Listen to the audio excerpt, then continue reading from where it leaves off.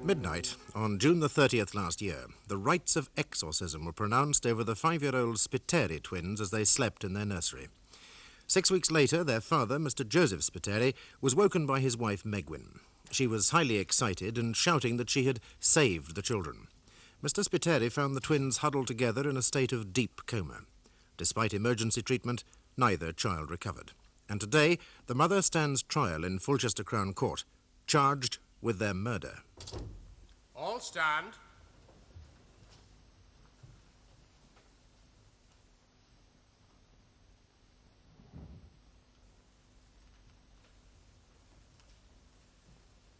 Please stand. You are Megwin Glynis Spiteri of 15 Willow Park, Fulchester? Yes. Yes? My lord, before the jury is called... Mr. Kumar, you wish to make a special application? Yes, my lord.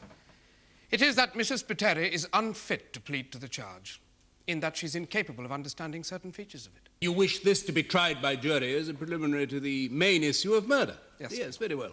Please impanel a jury. And Mrs. Spiteri has been under your close psychiatric care, well, ever since her arrest, Dr. Morton. In the prison hospital, yes. Why was that? Initially, she was in a state of mutism due to severe shock. Mutism?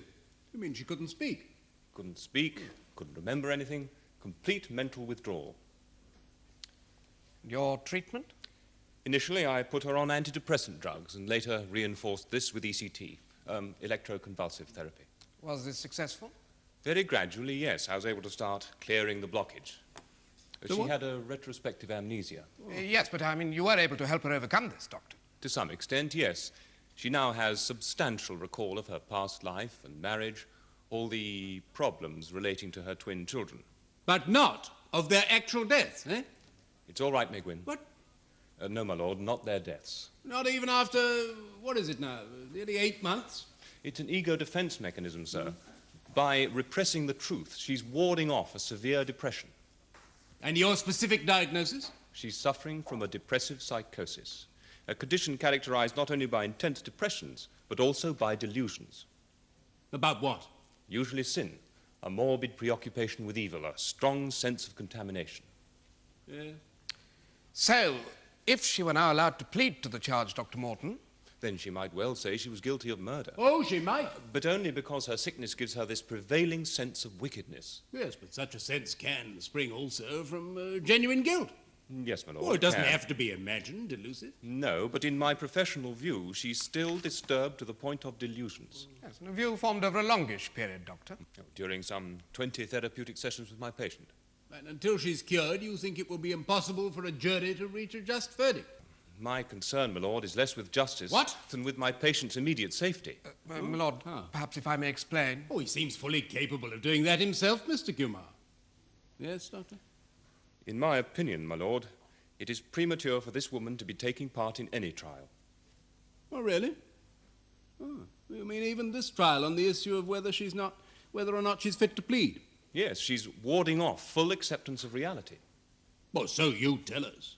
If the process of this trial should force that on her, then, well, it could severely exacerbate the depressive psychosis. Severely. Thank you. Ultimately, with further clinical treatment, I hope she'll make My a lord, full I adjustment on understood her this own. was to be a trial of a preliminary issue.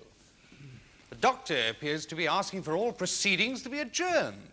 I would like to point out, my lord, that I can call evidence to prove that the accused is fit for any trial. Yeah, well, you see the dilemma, Doctor. I mean, here I have the prosecution's medical report saying that she's fit to be tried for murder.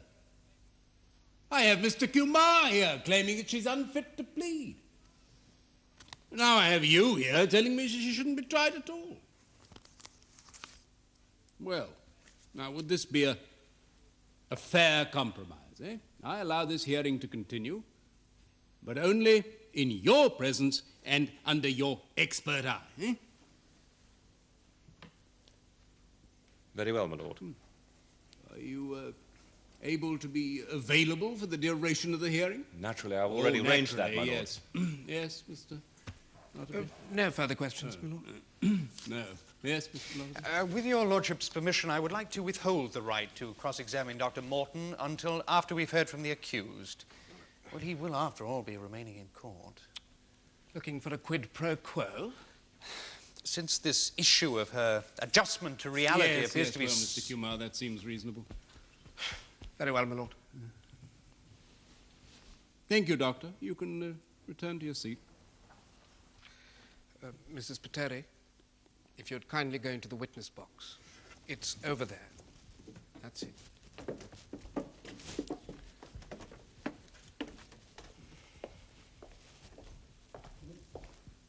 You heard his lordship. I shall be just down here. Thank you.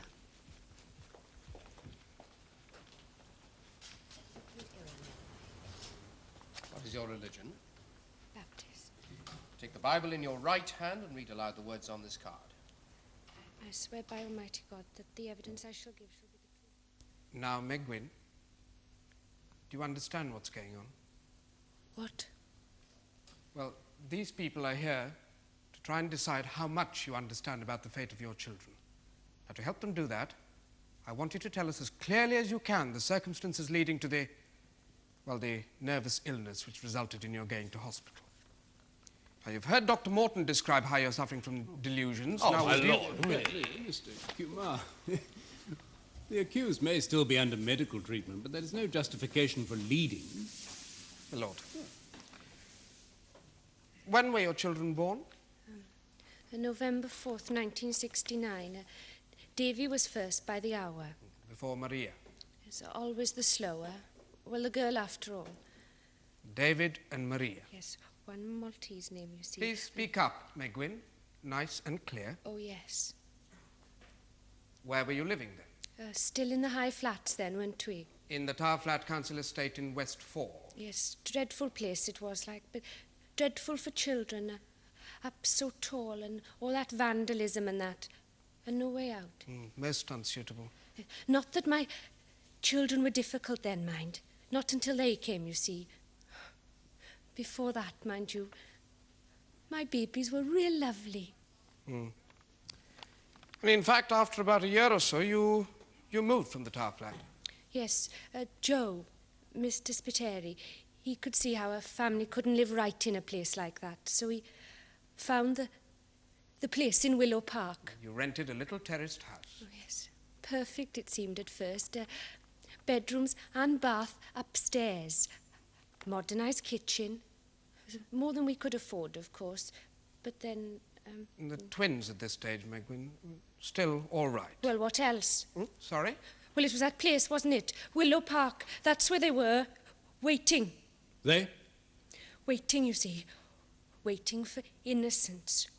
Waiting for the right flesh to occupy. And we, me and Joe, we brought them there. We brought them like a sacrifice to Satan.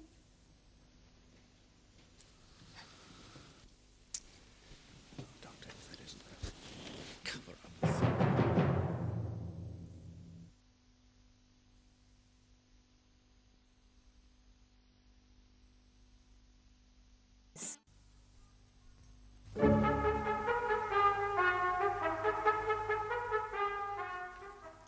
When did it start? What, with the voices, you mean? No, I mean, were there not symptoms before that? Signs? Look, you've told us that the twins did well up to the age of about 3. You'd got them toilet trained early. They were both walking well before then. Both speaking well? Oh, no wonder. Proper pair of little mimics they were. Davy in particular. And playing quite normal. Not guns. I don't allow guns. No, but generally well advanced for their age. Yes, up to 3, 3.5, yes. Well, they used to help each other, see. Well, twins, a closeness. If one cried, the other cried. If Maria laughed, Davy laughed. If he had a bad night, she did too. A closeness, see, as if they shared something of their own. Shared secrets? Well, not... See, they used to cuddle, didn't they? Often.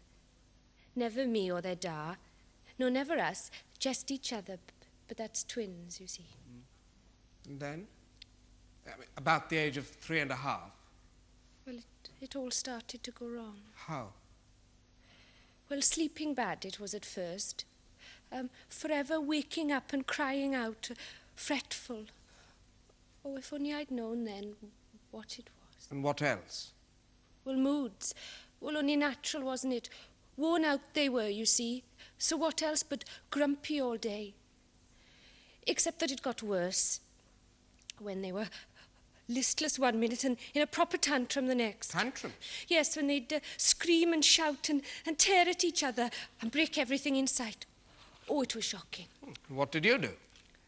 Well, there's not much I could do. Smacking made no difference. Worse, if anything. The best thing was the box. Box? The television, sir. Oh, yeah. Oh, I hated it, mind. I always used to limit it before, always.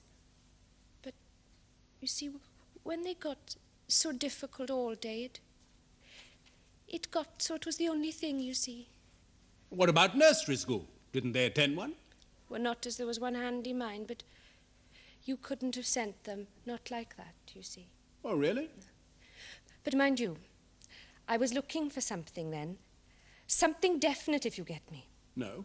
Like, say, pollution. Yes. Well, when you come from a hill farming family like me, all those dirty fumes in the towns, noise, that's lorries, you know. I had Joe double glaze all the windows facing the high street. Yes, and I had the council in to test for lead in the mains water. Lead or anything. Very sensible. Well, that's what the health visitor said. And I took them to the kiddies' clinic to get a blood test. But when they had it was negative.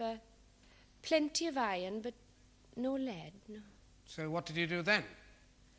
Well, then I took them to Dr. Forbes, didn't I? Your local GP. Yes, that's him. Of course, he said I was fussing, imagining things. Oh, yes, reading too many books, Dr. Spock and that. Must have been difficult. Well, when I took them back a month later, he gave them these pills, these tranquilizers. Did they help? Well, they did a bit with the tantrums, but not with the sleeping. And more listless than ever in the day. Not wanting to feed themselves. Never talking.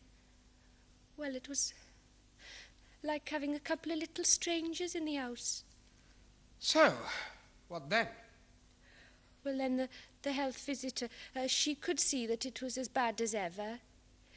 She it was that advised me to get them to a child specialist. Autistic, she thought they were. But when I told Dr. Forbes, he got very angry like. So the upshot of it was, I took them to see Dr. Grover, the senior partner. And he agreed? At the last, yes. He sent us to some clinic near Manchester. A child guidance clinic. Right. That's it, yes. What age were the twins by then? Some months after their 4th birthday. So, you mean it was going on for a year before you even managed to take them to a specialist? What did this clinic say? Well, the child psychiatrist now, he thought that they might be autistic because of them being withdrawn. But the child psychologist there now, he disagreed with this. He wouldn't have it at any price. So then? Well, then they wanted me to go to London to have some special tests at a London hospital, you see. Oh, terrible journey it was. All that way on a train. And Davy and Maria getting worse by the minute. Yes, but these tests... They were very nice there. Very kind and very patient, but... Oh, there were so many of them. I don't know, neurologist, intelligence, well, when I got home that night... But you see, now that was something odd, wasn't it? You would have thought they would have been tired and worn out like their poor mum, but no. That was the very night I first heard them at it. At what? Talking. Instead of going to sleep? Oh, no, they were asleep. But they were talking. Sleep talking? Well, yes, that's what I'd thought at first, you see. But it wasn't that. You see, if we might return to this in a moment. Oh. Well, if you say so, Mr. Kumar. Now, what about these tests? Well, we ended up with Dr. Beale, didn't we? Dr. Hopkins Beale, a child psychiatrist. Yes, that's him over there. more waiting and another journey to Chester every time we got to see him. And what did this Dr. Beale come up with? Well, nothing for a while. And then after the 4th or 5th visit, I can't remember. Yes? He said for me to send them away. Send them where? To a special place. A hospital for the mentally subnormal. I mean, subnormal. My babies. Shut away. Straight jackets like as not. Megwin, gently. So they didn't go? No. No, you went against the advice of Dr. Hopkins. Hopkins Beale. Yes. Well? Well, do you have children, sir? If you could imagine a mother's feelings. Well, you must have been very concerned for them, almost at your wits' end. Yes, I was. I was on tranquilizers myself by then. Well, then, surely the best course would have been to have followed the doctor's advice. Yes, but years it might have been. Years in an institution. My babies. My whole life just snatched away. Yes, Mrs. Spiteri? Yes. Well, anyway, you see, I was into wondering by then. Wondering what? Well, as if we weren't all chasing the wrong hare, if you get me. No. Well, contamination, that's what I thought it was. But it wasn't through fumes or lead or noise. And no more was it this autism or dyslexia or any of the other things that the doctors had thought. And then there was the talking. Oh, yes, the sleep talking. All right, Mr. Kumar? Yeah, you tell us about that. Yes. Well, restlessness, I thought at first. I tried to wake them up so as to stop it. But they were so deep, you couldn't stir them, see, not ever. And then this one night, I started to listen.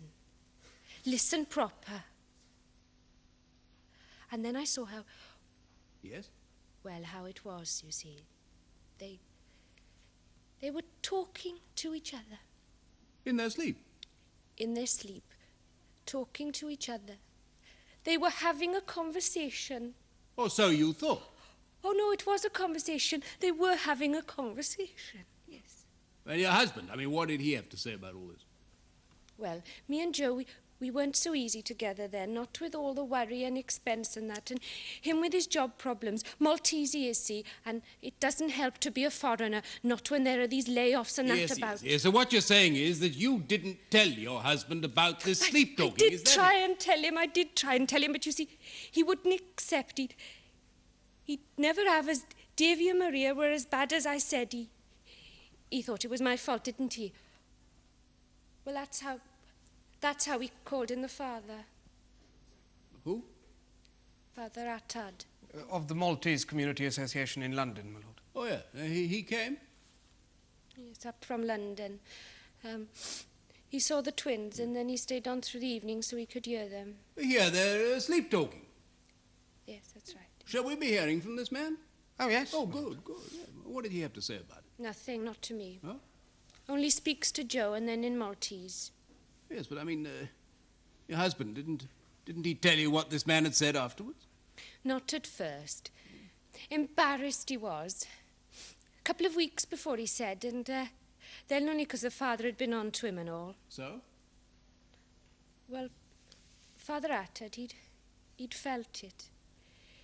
He saw how they were possessed with devils. See, I wouldn't have it at first.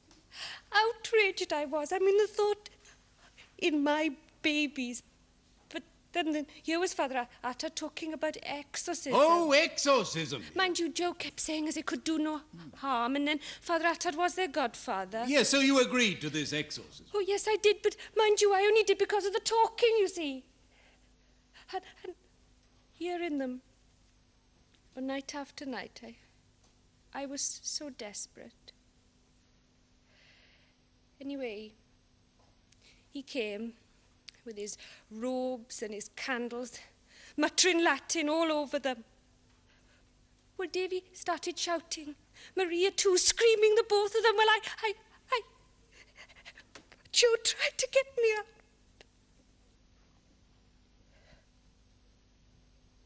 Well, anyway, it failed, and Father Attard was very angry and went away. And after that, I suppose they knew they'd won, because it got worse. Chattering and blaspheming, all night, little devils. And talking about the most awful things, things no child of 5 could have heard of, you see. And in the day, my babies just sitting there, just sucking their thumbs, just watching the box like a couple of little zombies. Never feeding themselves. No, I had to spoon their food into them and messing themselves without a word. Just empty, blank, useless. So then I knew, you see, I knew he was right. I knew they were possessed. And every night these 2 foreign spirits coming into my babies, coming in, inhabiting their flesh, taunting them, talking through their tongues, you see, swearing and laughing and getting life from them. Of course, it was that place, that house. Yes, what else but that they had been dwelling there waiting, you see. Well, I told Joe. I told him, but he wouldn't have it. Oh, no, he wouldn't have it. I said to him, we've got to leave this place, I said. But he said, I was crazy. So then? Well, then I had this idea, see. They were coming at night, weren't they? Coming into my babies. So I just thought if I could keep them out, yes, keep them away, banish them, bar them from the flesh. You see, they were getting life from them. But at nights, only nights. So if I could just keep them out, by keeping Davy and Maria awake. I was right, Doctor, wasn't I? You said I was right. It was what you believed. It did. So what did you do? Well, just that. I got Joe off to sleep nice and early so he wouldn't interfere, and then I kept them awake. How, Megwin? Well, talking it was at first, and then playing little games, that's right. And then when they got over drowsy, I gave them these pep pills, yellow Dexys from the clinic, to stop them bedwetting. Well, it went fine at first, except they did cry a lot. And then more pills and more talking and, shaking, that's right. Shaking, you see, and pills, all through the night, like the hymn, you see. That's what I was singing them. Hymns, you see, all through the night, like we used to sing in chapel, you see. They couldn't go to sleep. Megwin, No, they couldn't go to that's sleep, enough you see. now. Because I just had to keep them out. Now, if I could keep them out, you see, Stop, it would Megwin. be all right, you see, Megwin, only I could keep them out. No. Yes, Doctor, but listen, look, if I could just...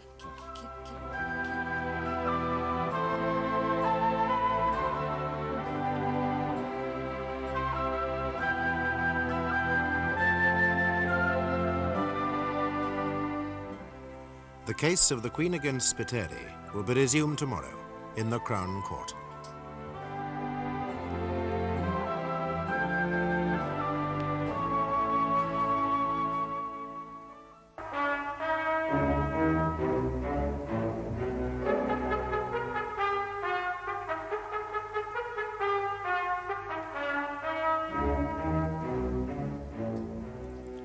At the start of Mrs. Megwin Spiteri's trial, her counsel claimed she was unfit to plead to the charge of poisoning her 5-year-old twins.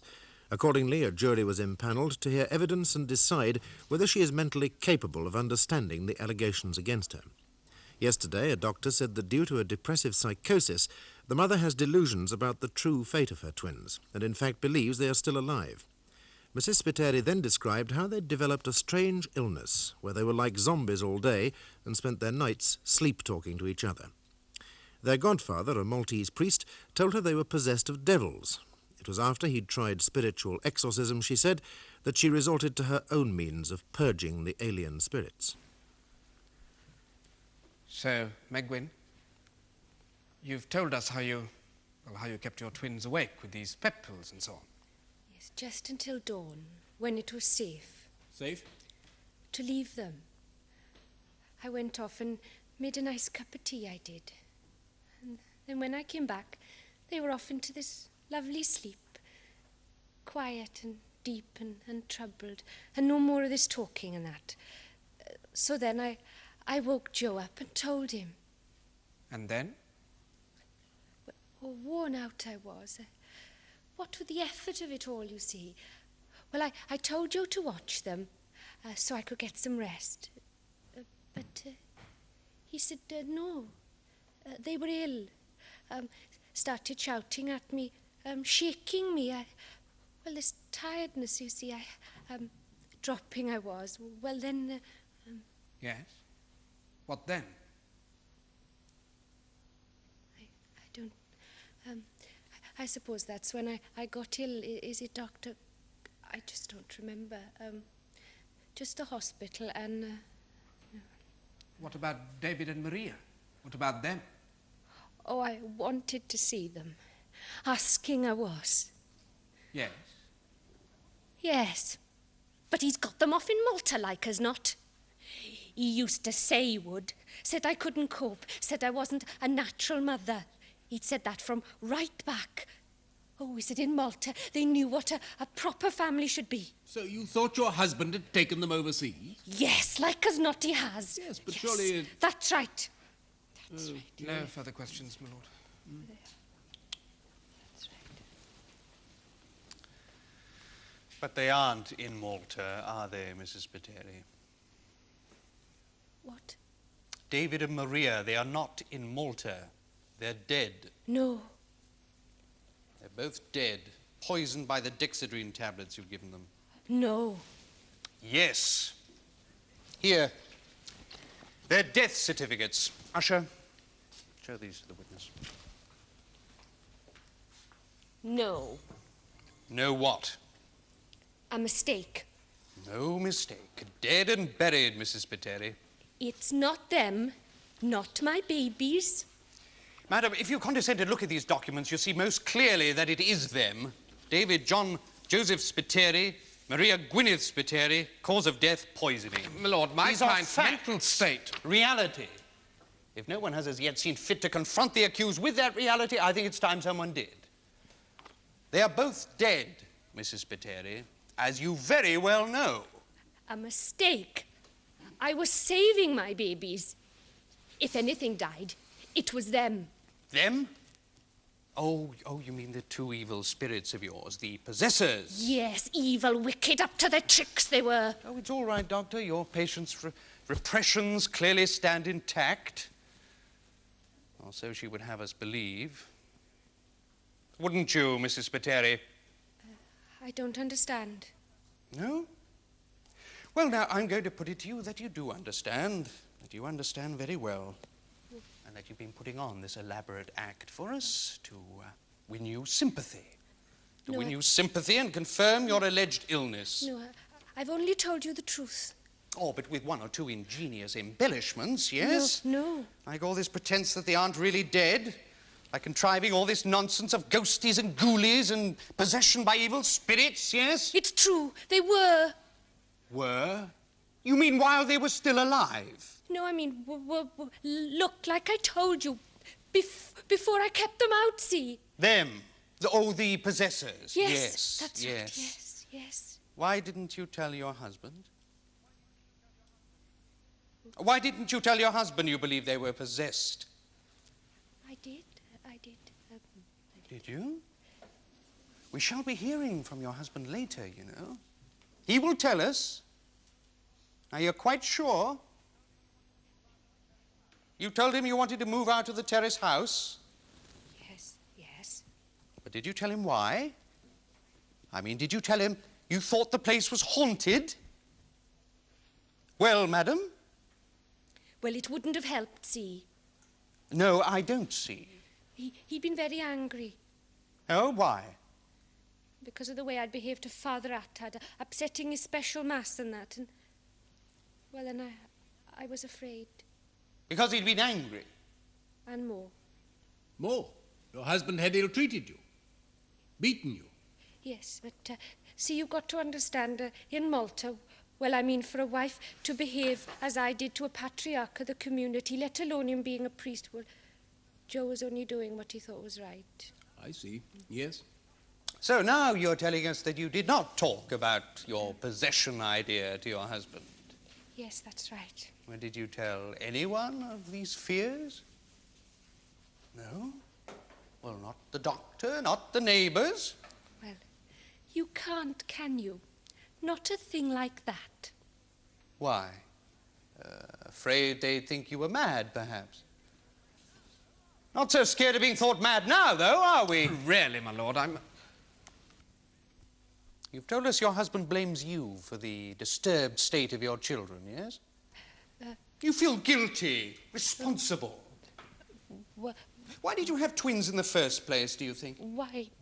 Isn't it a fact that you believe that that was your fault also? Look, he was the Catholic, wasn't he? Maltese, you see.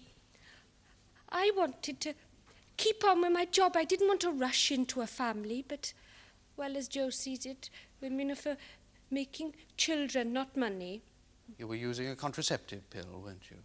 But secretly. Yes, well, I didn't know it would act up like that, did I?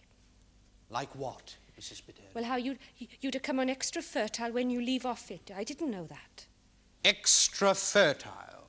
Well, I don't think there's any medical evidence for that, but the fact remains that you believe that is why you had twins. It is. He found the pills and then he threw them away, and then... Twins! Guilt! Remorse.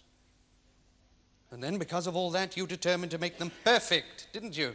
And why not? You instituted these rigid disciplines, no naughtiness, no spoiling. Isolate them from other children. Keep them always clean and well-behaved. Is that wrong? Is it? I wanted... Perfection. Oh, they were. They were. Were? Don't you mean are, Mrs. Spiteri? I thought you were telling us they're still alive. I mean, but before I kept them out... Oh, yes, of course, the spirits. Yes. Nevertheless, you used to beat them, didn't you? What? Davy in particular. No, only smacks. Smacks when they were naughty. Only smacks? What about the time when the television broke down, Mrs. Spiteri? That was what? Different? Yes. It was the only thing to keep them quiet, you see, the only thing. And I was in a terrible state myself, you see. I hadn't had any proper sleep, not for nights, and...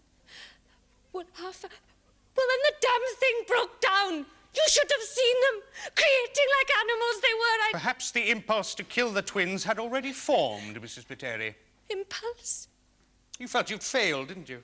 Oh, not failed. Despite all your discipline, rigid standards and smacking, despite all this, you'd failed. Your children were flawed, contaminated, as you've told us, but not with alien spirits. Yes. No, simply your own inadequacy. Life was hell, wasn't it? And the twins, your whole life, as you said, they were the most hellish part. A constant reminder of failure and contamination. Not the twins, not my babies. They had to be put down, didn't they, Mrs. Spiteri? No. Put down like you'd cull out the runts from the litter. No. It was a kindness, wasn't it? Put them out of their misery. Purge them and purge yourself of the contamination. Look, only the spirits that possess us. Oh, no, that came after that idea. No. Just as the idea of killing yourself came after, Mrs. Spiteri. What? You tried to kill yourself in the prison hospital, didn't you? Out of remorse and shame. Because you know very well that you killed your children. Lord, I do hope my friend has some evidence to substantiate this. I know nothing of it. Have you, Mr. Lotterby? Yes, my lord, I have. And moreover, I expect both the accused and Dr. Morton to confirm it. This is unnecessary, irrelevant. Yes, Dr. Morton, I hope you will not attempt to influence the witness. I'm sorry, my lord, that was not my intention. But in view of the attitude of this In view man... of nothing, sit down. Mrs. Spiteri, did you attempt suicide in the prison hospital? It's what's happened to me since. Yes? Since I saved my babies. What has happened? Well, I did keep them out that night. I did keep them out of my twins. But... Yes? Oh, they've come into me, you see. Both of the spirits, they're in me. They're evil. They're foul. They are me. They're taunting me. They're talking through my tongue. Oh, they are me. Do you wonder I want to kill myself? Do you wonder? Do you wonder I want to kill myself? Yes.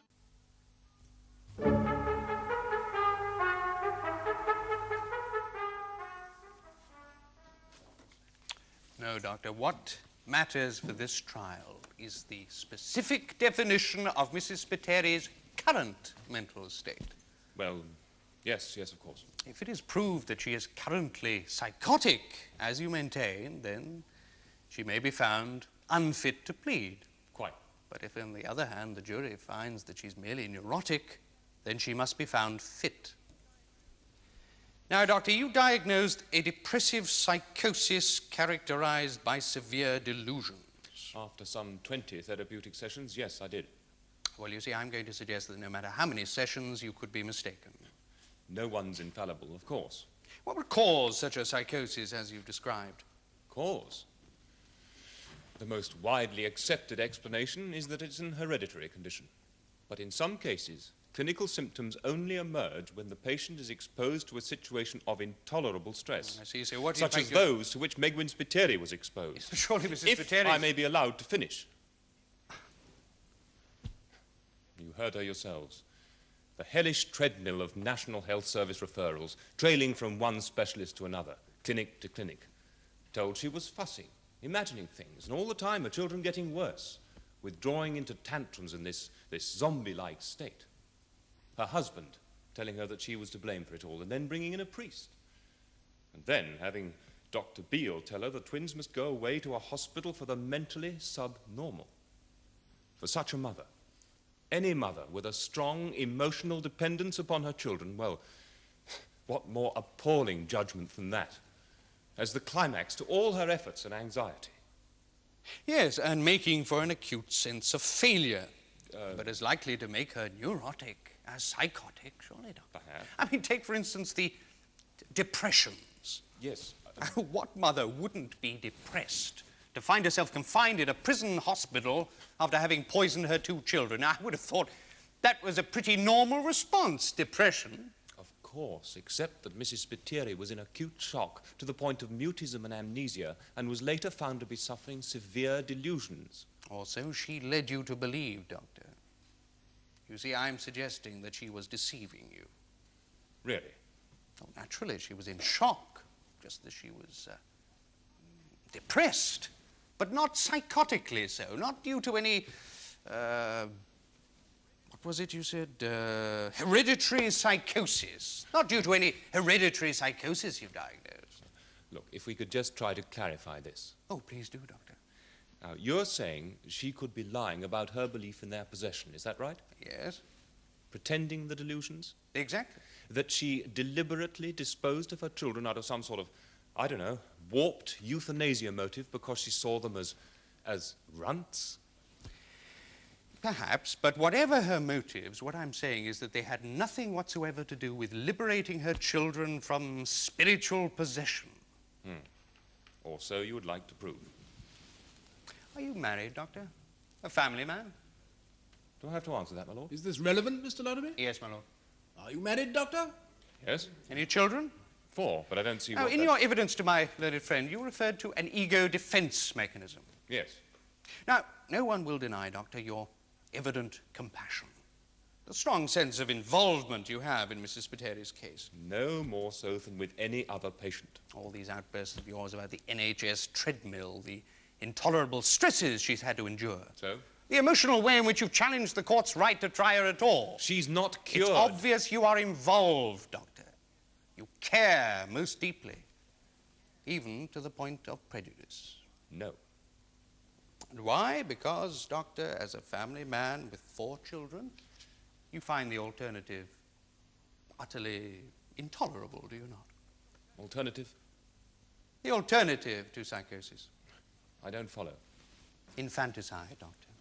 The crime of infanticide. You find it utterly intolerable that any mother could consciously desire to poison her children. Nonsense. An ego defense mechanism. Is it not you who has to reject the reality, Doctor? Well, really. Hide the reality of such cruelty behind psychiatric jargon, severe depressive psychosis, a delusion that she wasn't killing her children but saving them? This is your let-out, isn't it, Doctor? Very clever, but not true. No, Doctor? No further questions. You wish to re-examine? You mind? Briefly, my lord. Doctor, you're a professional psychiatrist of how many years' experience? Roughly 15 years in medicine, 11 of them in psychiatry. Thank you. Specializing in criminal psychopathy. Yes. So it's not unusual for you to examine a mother accused of infanticide. No, unfortunately. Could you have let yourself get emotionally prejudiced in this case? I hope not. But Yes? obviously one wouldn't be human not to care. Just have to try, that's all. Try to keep assessments as dispassionate as possible. Thank you, Doctor. You may return to your seat. I call Joseph Borg Spiteri. Joseph Borg Spiteri, please. This way, please.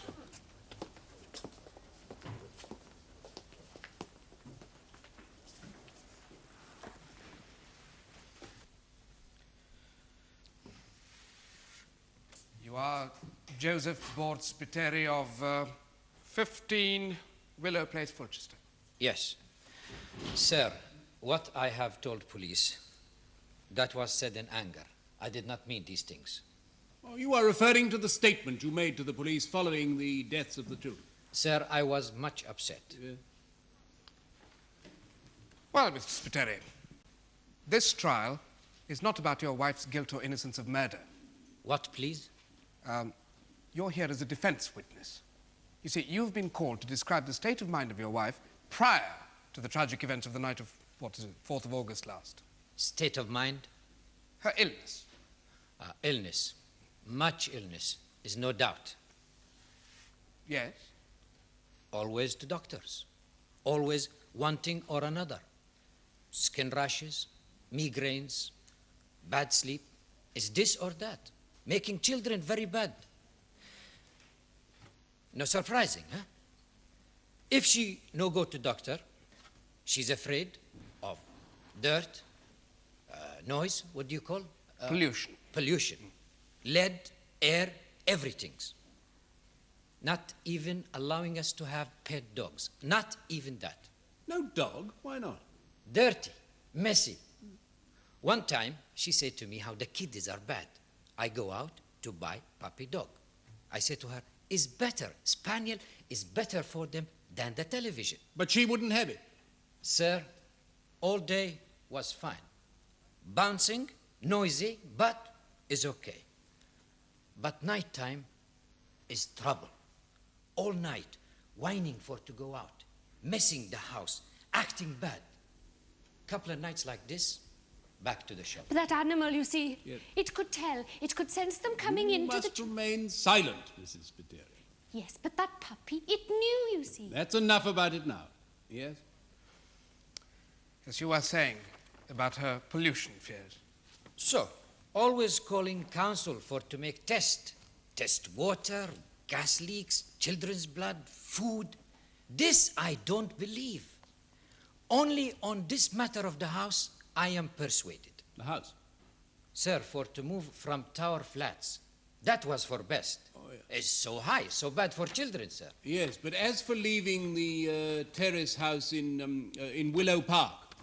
Yes, she wanted. She Why? wanted to go, sir. Why? Fear, Of what? like all things else. Air, dirt, The house, contamination, she says. I say, no, it's not true, it's not true. It's only in here.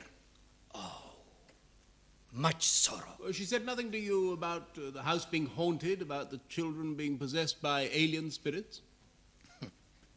Superstitions, huh? Foolish talk. Village people, they talk like that. Yes, but did your wife? I have this friend from Malta, a priest in Valletta, where he knows my family. But he been here 10 years. He married us. He made the godfather for the children. God now has taken them. He spoke of possession. Sir, he was their spiritual father. He had their souls in his hands. Yes, and your wife, did she believe what he said? She don't understand. Oh? She is not of our faith. This priest, my friend, he comes for to say a special mass to bless the children. And then Yeah? the illness come to her. She is screaming. She does not know what she does. Oh, it's bad. Oh, much sorrow, sir. And she said nothing to you afterwards about the children being possessed by demons? No, nothing, sir. Nevertheless, Mr. Spiteri, you had plenty to say to her, didn't you? What, sir? About her behavior towards Father Attard. Come now, didn't you punish her? Didn't you give her a beating, Mr. Spiteri, didn't you? She beated David. She beated my son. She was not a true mother. I'm sorry, sir, if I shout. It's because I have much feelings in here. Yes, I beated her. I beated my wife when she was ill in here. But I don't want much from life. Only a home, a family, wife, children. I try for these things. I try. When there is work, I work. I pray. I pay the taxes. I keep the law. I try. But always with the troubles. Always. The children, the illness, everything going wrong. Yes, I beated her. It's bad. And now I pay. You pray, Mr. Spiteri? Pay. P-A-Y. Pay with the lives of my 2 children.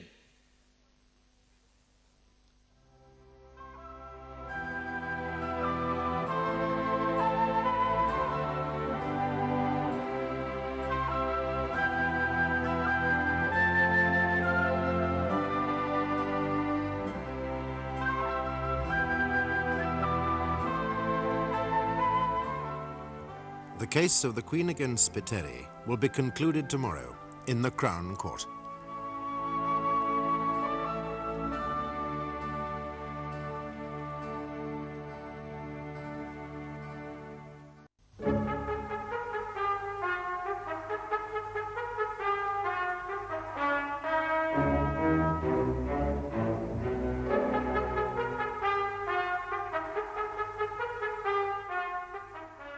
Mrs. Megwin Spiteri was to face the charge of murdering her 5-year-old twins, but before the trial her counsel claimed she was unfit to plead. Accordingly, a jury was in panel to decide whether she is mentally incapable of appreciating all the allegations against her. In evidence, a psychiatrist said that due to a depressive psychosis, the mother has delusions about the true fate of her twins, and in fact believes they are still alive. Mrs. Spiteri then described how her children changed, becoming like zombies all day and at night sleep-talking to each other. Believing they were nightly possessed with demons, she said she tried to save the children by keeping them awake with pep pills. Her husband, Joseph Spiteri, is being cross-examined by the prosecution.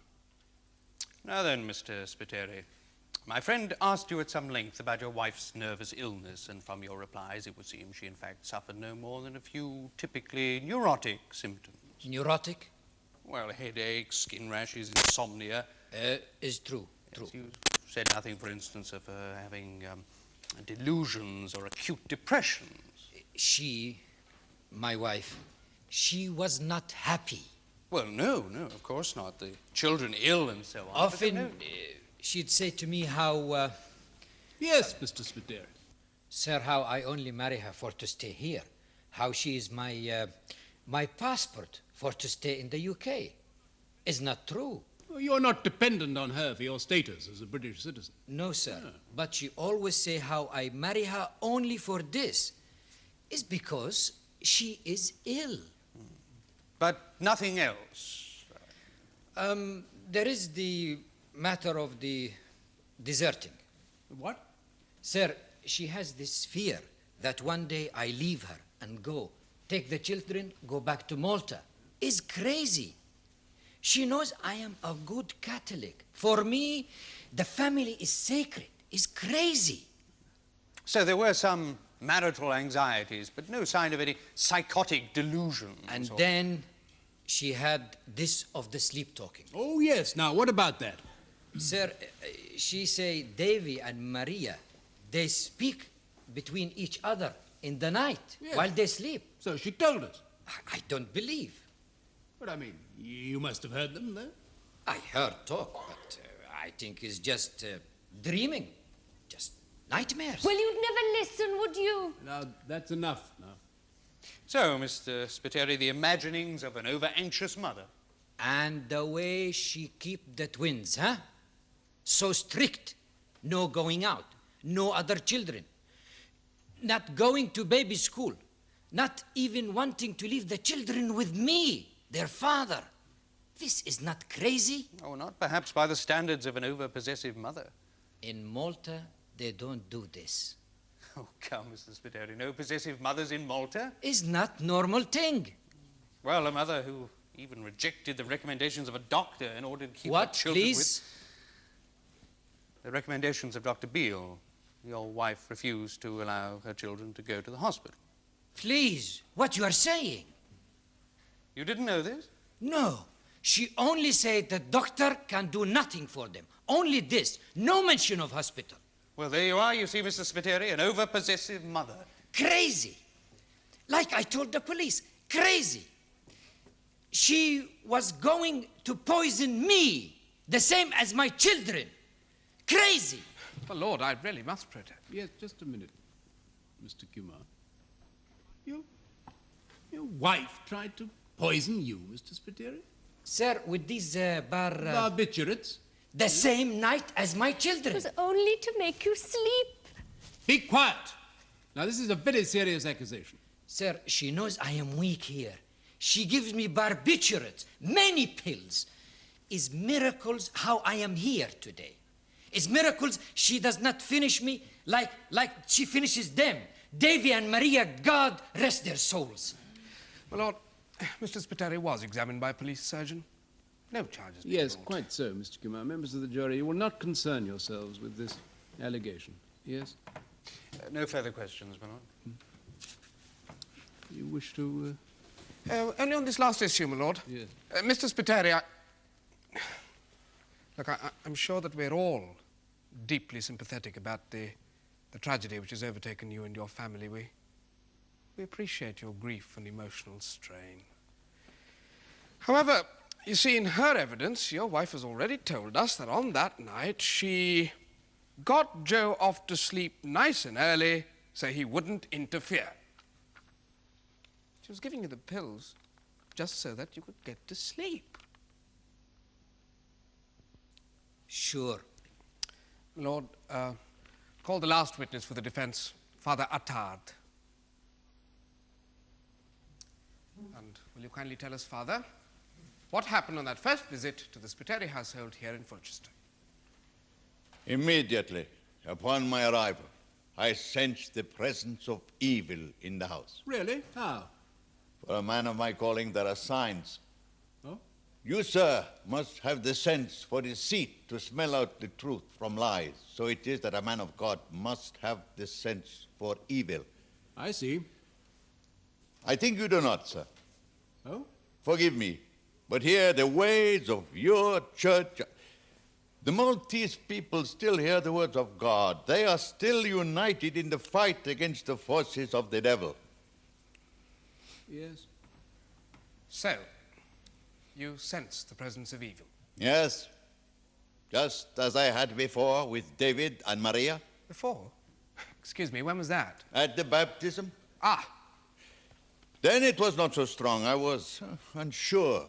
The voices had not then found tongue in them. They had by the time you came and visited the family here in Fulchester. They had. And you must understand it was much mortification for me, since I was their spiritual father in Christ. Their godfather. I had the responsibility for their souls. And here, I found them in the possession of demons. How were you so sure, apart from this sense of things? The possessors were talking through them. In their sleep? At night, when else? Yeah, but I mean, what you heard could have been simple sleep talking. Oh, such words, sir, such words. From innocence, such wantonness, such blasphemy, such pleas for death and destruction. But what words? The words of the devil. Well, such as? You ask me? Yes! A minister of God to repeat such things, such heresy? Well, were they, or did they seem to you, to be conversing with each other? There was one of a male sex, one of a female sex, laughing, mocking, swearing. And naturally, they heard each other. Devils are not deaf. Yes, but surely... You doubt, of course, sir. But forgive me. I am familiar with such things as these.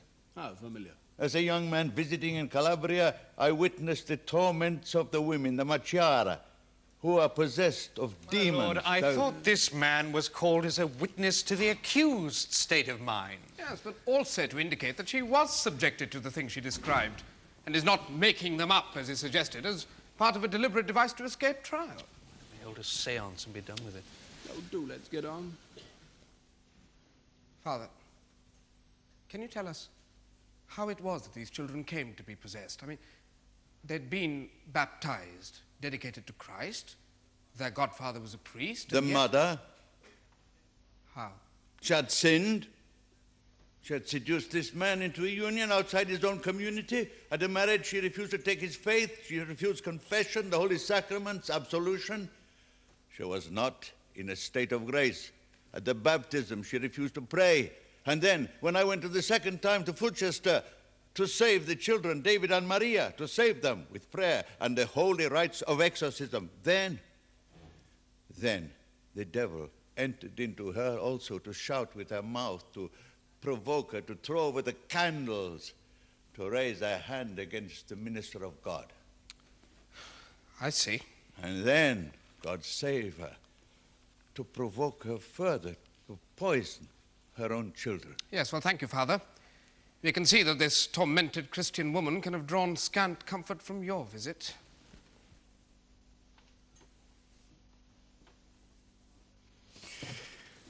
Well, if not comfort, Father, she certainly drew something from your visits, didn't she? A bizarre gimmick for her subsequent pretense of madness and delusions. Please. You see, Father, this woman is now pretending she's mad. She's saying, among other things, that David and Maria are not actually dead. But I myself performed the last rites at the Church of the Holy Trinity. Well, in your dealings with Mrs. Spiteri, did she strike you in any way as insane? This word. Mentally deranged, hallucinating, acutely depressed? Forgive me, but in this time, such words are so much the fashions. The weakness of the flesh is condoned as compulsion. Sense of guilt for past sins is treated as a disease. Your people, they run now to doctors for absolution. Yes, but did Mrs. Spiteri strike you? I said before, the devil came into her. She had sinned. She had rejected the state of grace. No doubt you will find your doctors to pronounce her sick in the head. But it is her soul that is stricken. Her soul. Yes, I see. Thank you. Thank you. You may leave the witness box. You can go if you like. That concludes the case for the defense, my lord. My lord, I have only one witness, Dr. Beale.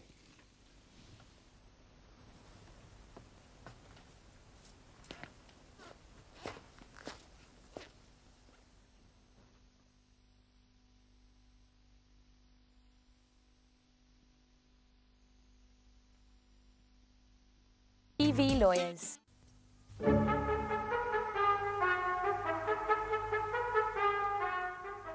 So, as well as being a consultant in child psychiatry, you're also fully qualified in the adult field. Yes, I am a doctor of medicine and a member of the Royal College of Psychiatrists, yes.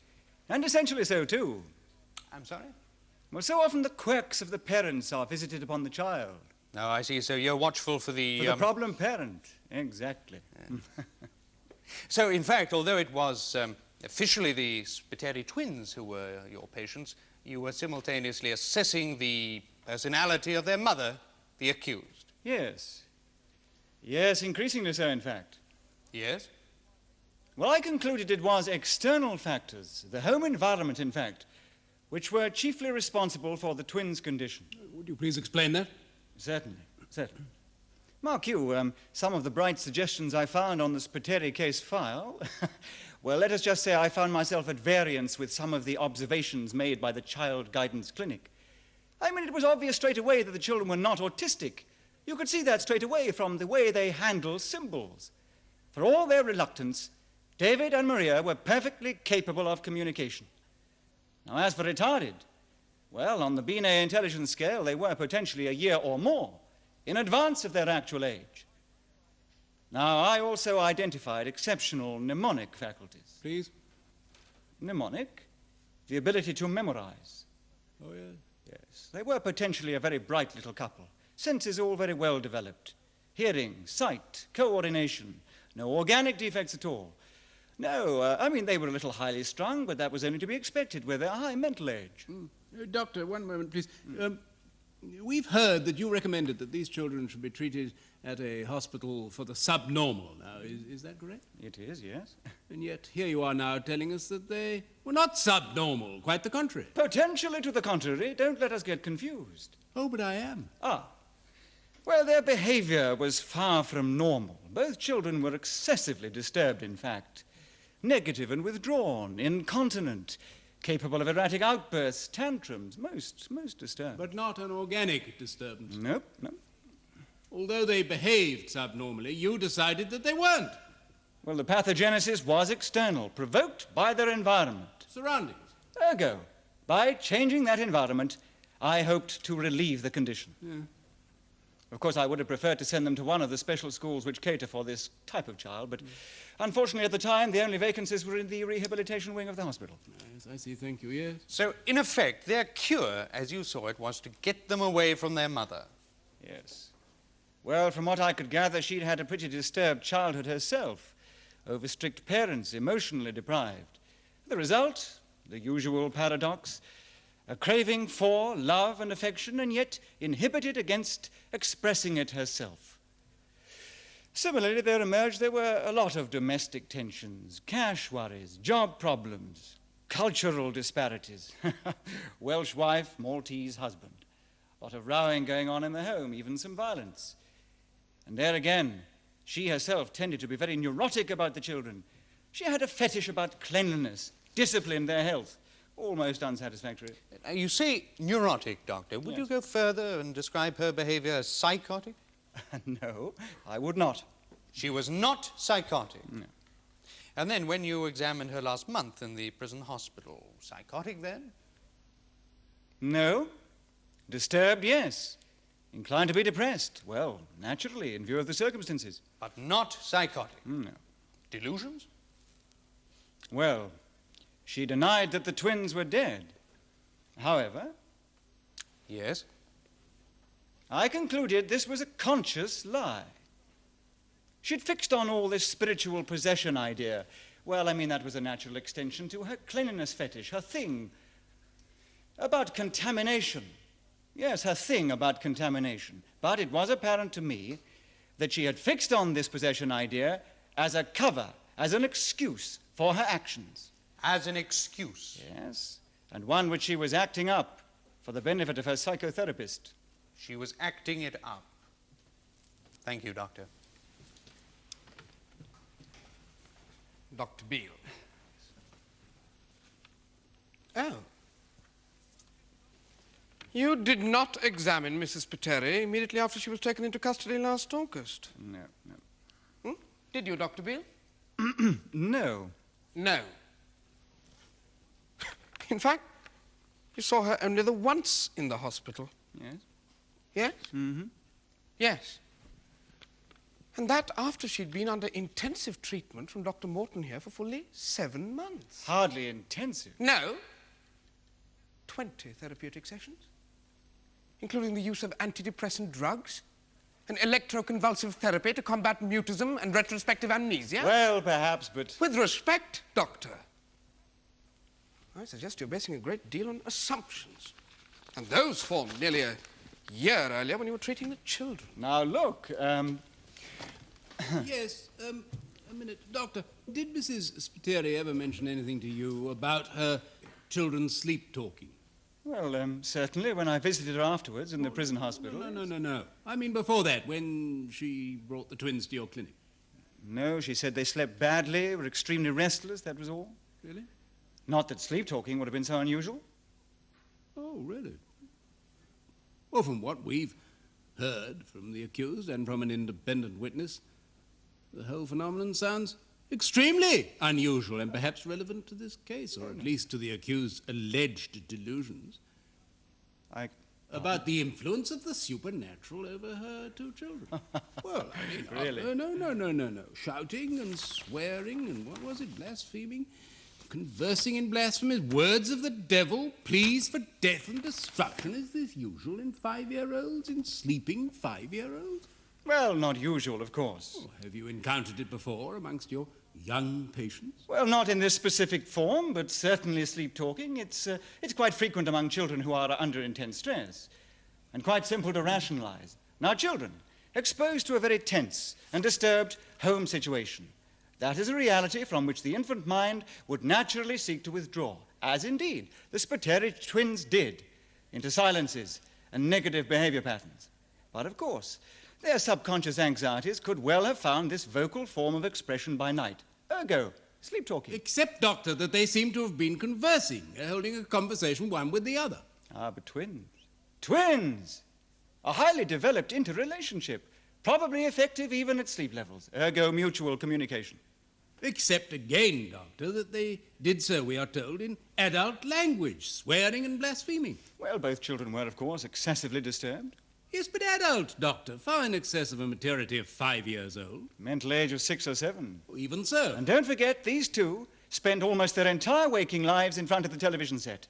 It's the only way their mother could cope with them. So, now there you are, daily exposed to a mass of random information, much of it adult, and on the newscasts concerning violence and destruction. Now add to this their high mnemonic faculties, memories. And there you have it. They absorbed all this random adult information by day. They had a need for expression by night. Voila. Oh, Dr. Beale, you disappoint me. Oh, really? You dispel illusions, if not the accused's delusions. Eh, Jonathan? Mr. Lotterby?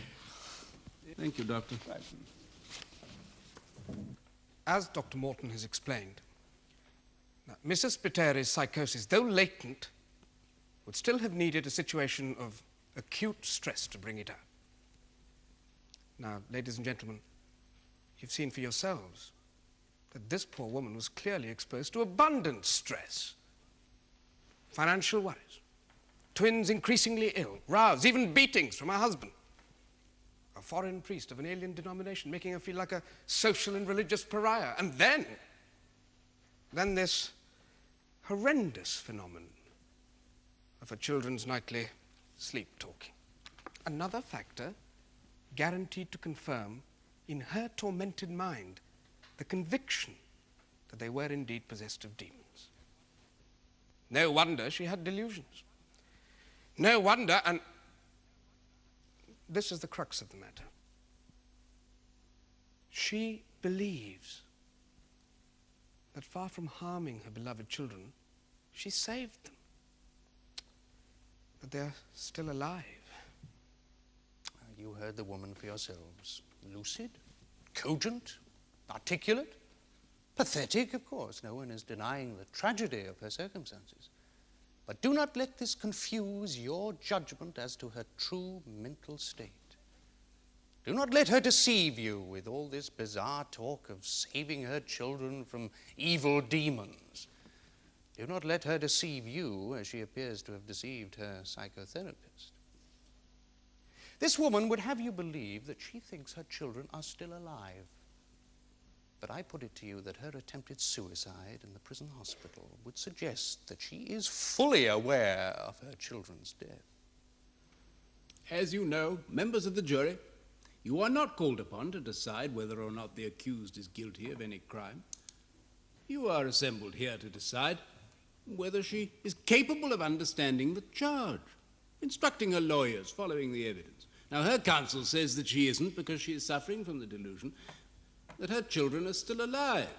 Well, this being so, he says again, how could she explain the circumstances of their death, whether it was intentional, whether it was an accident? And if, he says further, she cannot explain this, how then can she defend herself against a charge that she intentionally killed her children? Well, you may think there's some force in this. The prosecution contested. They say that she's perfectly well aware that her children are dead and that she's lying when she says she isn't. They say that she isn't and never was suffering from a mental disorder such as the defense claim. Well, you must decide. Now, in this trial, unusually, the onus is on the defense to prove, on the balance of probabilities, that the accused is unfit to plead. They must satisfy you of this. If they don't, then your verdict must be that the accused is fit to plead. Will you now please retire, consider your verdict, and let the jury bailiff be sworn? Members of the jury, will your foreman please stand? Just answer this question, yes or no. Have you reached a verdict upon which you are all agreed? Yes. Do you find the prisoner, Megwin Glynis Spiteri, fit or unfit to plead to the charge of murder? Fit. Is that the verdict of you all? It is. Thank you, members of the jury. You are discharged from further duties in this case. I understand that next Monday will be a convenient date for the trial, so the hearing of the case is fixed for that date. Court will rise.